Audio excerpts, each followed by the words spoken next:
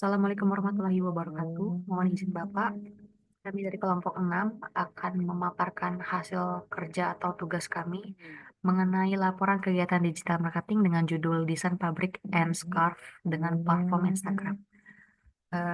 Adapun anggota kelompok kami itu beranggotakan Muhammad Alif Fazanujia, Ayulandari, Muhammad Korman Syahadi, Giovanni Anggasta, dan Homsatun Putri.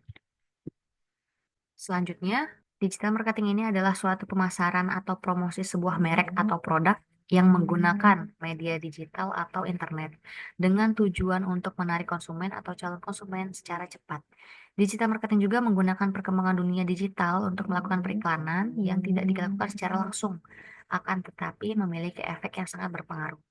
Adapun contohnya ada seperti Facebook, Instagram, Tokopedia, Shopee, TikTok, dan lain sebagainya.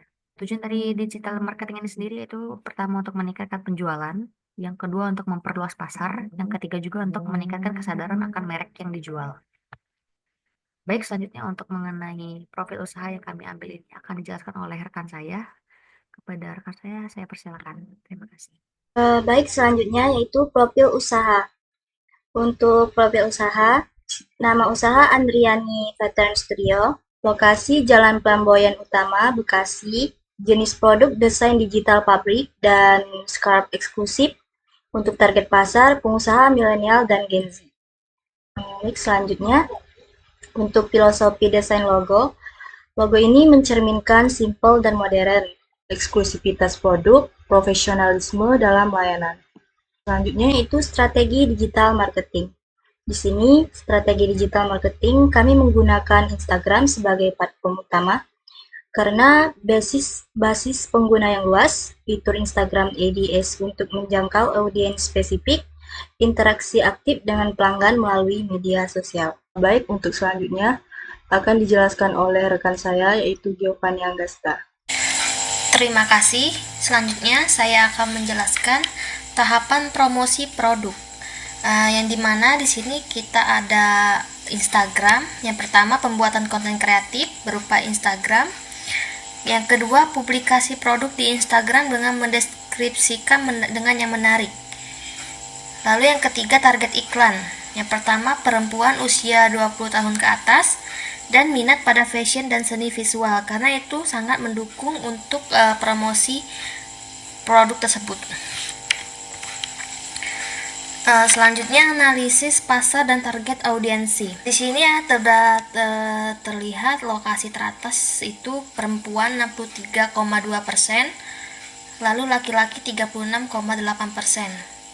Target pasar utama perempuan 63,2%, usia 25-34 tahun 53,6%, dan pengusaha fashion dan seni visual.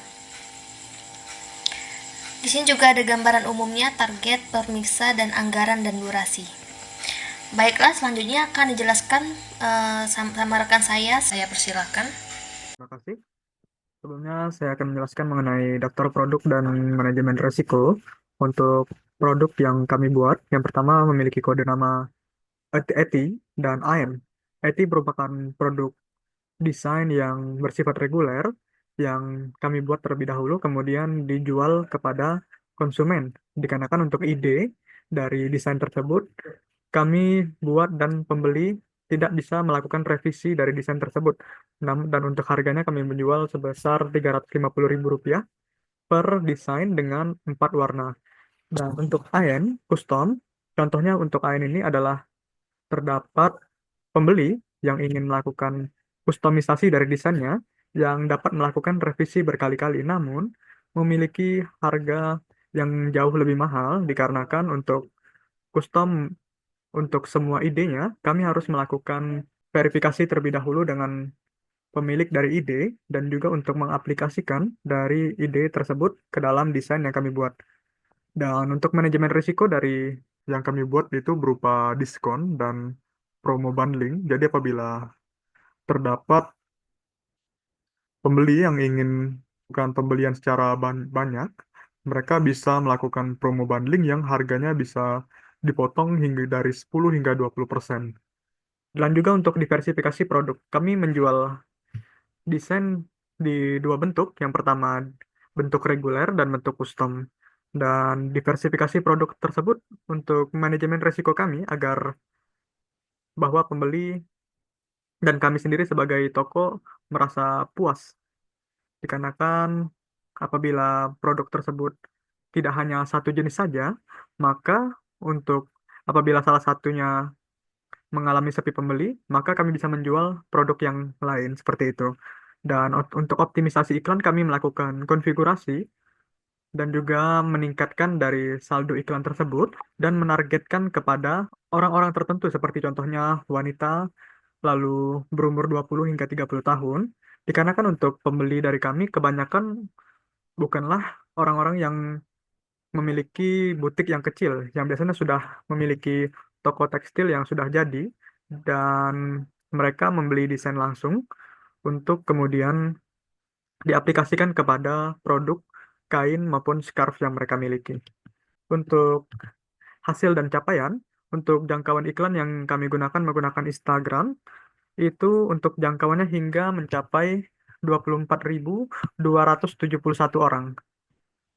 Dan namun apabila iklan tersebut muncul di dalam story dari iklan, apabila melakukan scrolling pada Instagram, terkadang kita menemukan iklan yang muncul secara tiba-tiba.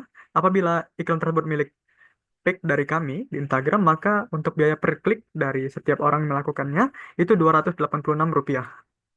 Dan untuk keuntungan signifikannya dicapai biasanya dalam 2 hari. Dikarenakan setelah melakukan iklan, biasanya terdapat pembeli yang melakukan pembelian custom. Dikarenakan untuk jangkauannya sudah banyak sekali. Seperti dilihat di sini bahwa untuk status iklannya, kami meluarkan dana sebesar Rp1.194.120 untuk 30 hari. Dan untuk pengeluarannya hanya sisa 24 hari lagi.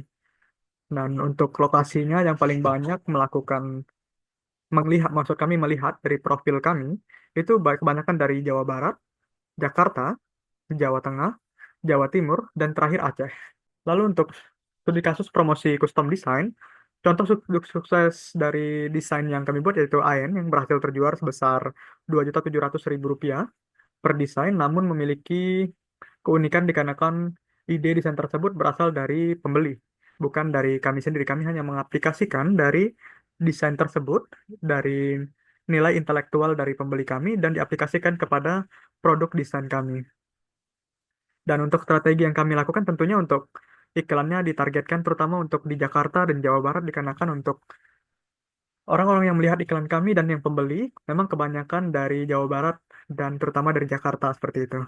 Dan kami strateginya juga menampilkan mock-up produk, yaitu tampilan produk di Instagram kami, agar secara menarik dan bahwa pembeli dapat melihat perkiraan apakah bagaimana bentuknya dari desain tersebut apabila sudah dijadikan dalam bentuk tekstil seperti itu.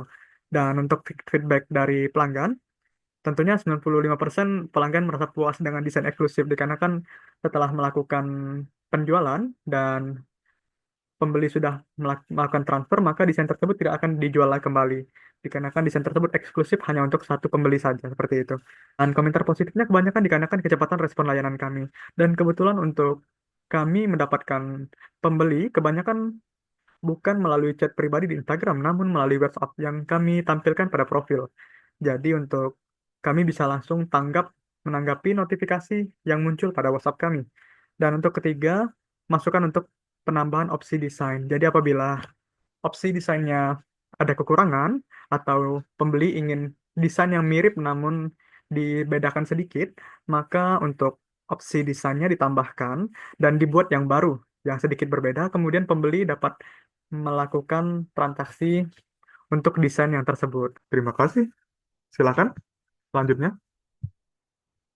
Baik, terima kasih. Di sini saya akan menjelaskan tentang inovasi produk. Untuk terus menarik perhatian pelanggan dan meningkatkan nilai jual produk, kami melakukan beberapa inovasi. Pertama, kami menambah fitur personalisasi desain, sehingga pelanggan dapat memesan produk yang benar-benar sesuai dengan selera dan kebutuhan mereka. Kemudian, kami mengimplementasikan strategi bundling produk. Dengan menggabungkan beberapa produk dalam satu paket, pelanggan dapat nilai lebih sementara kami dapat meningkatkan volume dalam penjualan. Ketiga, kami memperluas variasi warna dan pola pada desain kami. Hal ini bertujuan untuk menjangkau lebih banyak segmen pasar dengan preferensi yang berbeda-beda, terutama untuk target audiens yang mengutamakan keunikan dan gaya.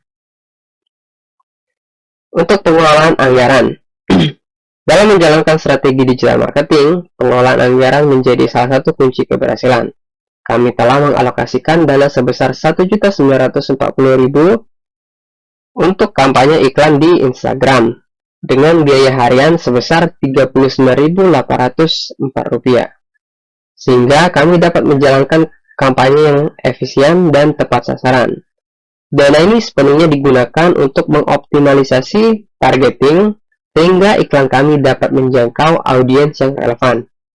Pendekatan ini juga memungkinkan kami untuk menghemat biaya, karena setiap klik yang dihasilkan menjadi peluang besar untuk dikonversi menjadi pembelian.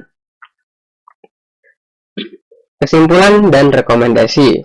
Berdasarkan hasil kegiatan ini, kami menyimpulkan bahwasanya strategi digital marketing yang kami terapkan terbukti efektif dengan menggunakan Instagram sebagai platform utama. Kami berhasil meningkatkan penjualan dan memperluas jangkauan pasar dalam waktu singkat. Sebagai rekomendasi kami, melihat potensi besar untuk memperluas kegiatan pemasaran ke platform digital lain, seperti TikTok atau Facebook, untuk menjangkau audiens yang lebih luas. Selain itu, kami juga merekomendasikan pengembangan lebih banyak desain eksklusif yang sesuai dengan tren pasar. Langkah ini tidak hanya untuk meningkatkan daya saing, tapi juga untuk memberikan nilai tambah bagi pelanggan kami. Sebagai penutup, kami ingin menyampaikan bahwa keberhasilan kegiatan digital marketing ini tidak hanya untuk menunjukkan efektivitas strategi yang kami terapkan, tetapi juga memberikan wawasan berharga tentang pentingnya inovasi dan adaptasi dalam menghadapi pasar yang dinamis. Kami berharap laporan ini dapat menjadi inspirasi dan referensi untuk pengembangan strategi pemasaran digital di masa depan.